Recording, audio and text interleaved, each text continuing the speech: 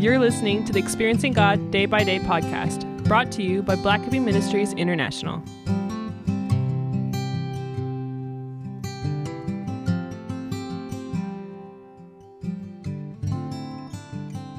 February 15, Learning to Love. 1 Thessalonians 3, verses 12, and chapter 4, verse 9. And may the Lord cause you to increase and overflow with love for one another and for everyone, just as we also do for you.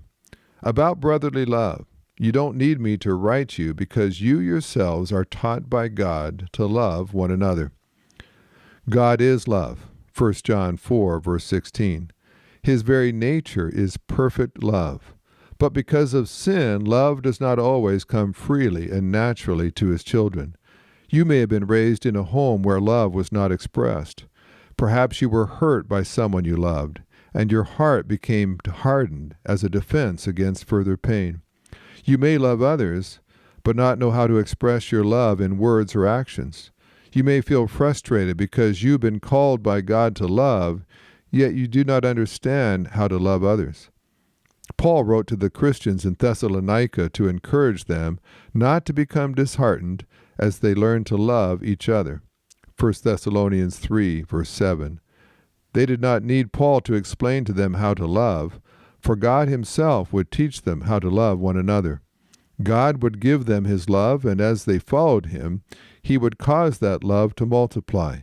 If they found someone who was difficult to love, God would enable them to love through his Holy Spirit. God in his grace has made provision for our human weakness, and he is prepared to teach us how to love one another. There are no exceptions.